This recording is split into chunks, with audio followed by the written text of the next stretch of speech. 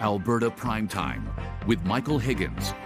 Welcome to Alberta Primetime. Ahead tonight, our politics panel on a separatist group renewing its referendum push. But first, finances and frustrations.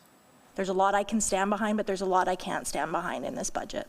Many of my constituents have clearly expressed that they cannot afford another tax increase, and I feel the budget does not adequately reflect their concerns. I was really hoping this council was going to make some tough decisions and say no.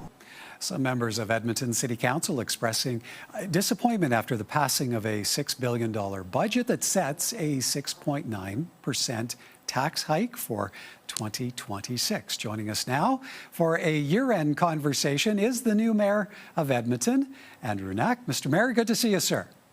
It's great to see you. Thanks for having me. All right, well, maybe as a starting point, what does this budget say about how strained Edmonton's finances are? Well, it says that, what we've been trying to do is catch up of years of underinvesting, right? I talked about this throughout the campaign that, if you look at the last four-year budget from 2019 to 2022, our budgets weren't keeping up with inflation, let alone the population growth. And sooner or later, you have to catch up on that. And that's what we've been seeing the last 4 years. So this budget is one that it's very clear that this is the last time we have to have these level of increases, because we do have to have a full restructuring of our budget going forward. But we also have to recognize that in a city that is growing as rapidly as Edmonton is, we've added 200,000 people in the last 4 years. That puts a lot of financial strain, because every new residential community that's getting built has a net cost. So you're adding new roads, new fire halls, new infrastructure. And so there is a financial cost to growth that we have to be honest with Edmontonians about too. And that's why going into the next four-year budget, we're going to recreate the budget. We're going to do that with Edmontonians and have an honest conversation about what it costs to run a city, and to get a clear understanding from folks about what they are willing to invest in and areas that they're willing to do without. On that conversation point, in speaking with the Edmonton Chamber, Municipal Affairs Minister Dan Williams indicated a willingness to give municipalities new financial tools. What kind of window might you see the province opening there?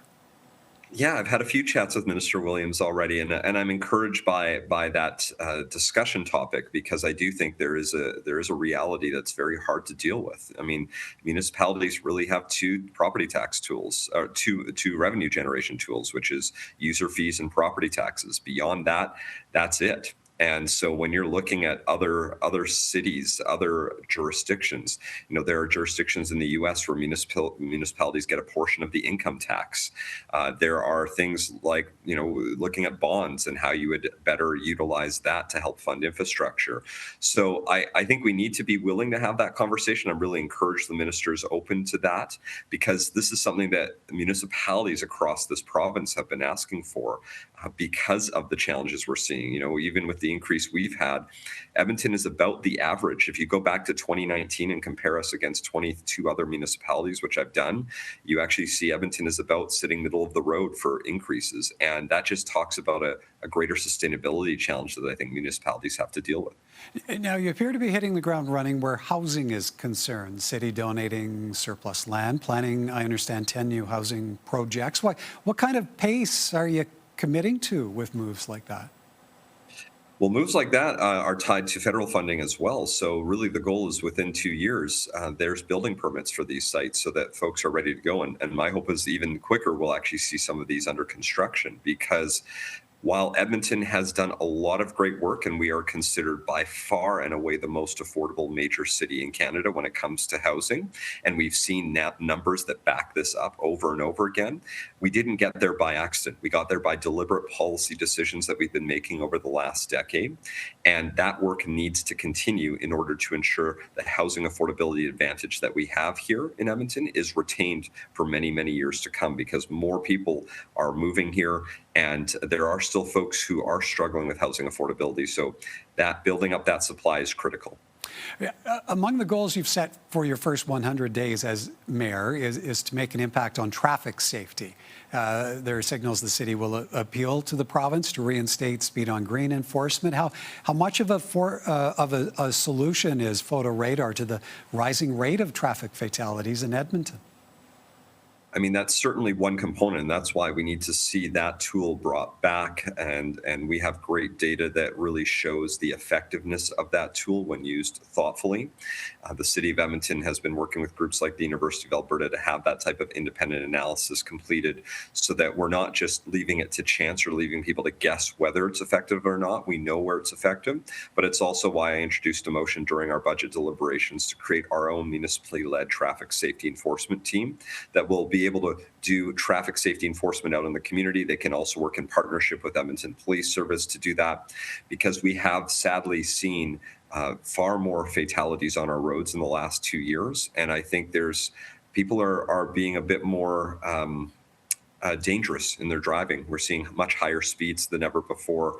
And we need to make sure people realize that those higher speeds cause real harm to people, and that there should be consequences if you're looking to break the traffic rules.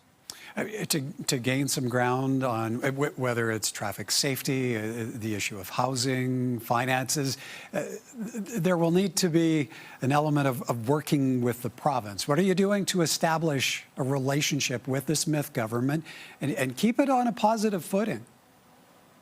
Well, so far, so good. About 2 months in, I've had some incredible meetings with the provincial ministers. I think I've met with 5 provincial ministers. I've met with Premier Smith herself, and found a lot of common ground. Found areas of opportunity to work on things like improving safety, to further addressing affordability, to making sure we're keeping up with our growth. These are things that I talked about in the campaign, that at the end of the day, I actually think there's a lot more similarities in what we want to work on together than there are differences. And so my plan from the very start was to sit down with everyone I can from the provincial government, find those areas of common ground and get to work. Because at the end of the day, that's what Edmontonians expect. If we're going to build a stronger Edmonton, it's got to be done in partnership with the provincial governments. And I'm encouraged by where we're at today. And we've seen some moves already that have been quite positive for the city.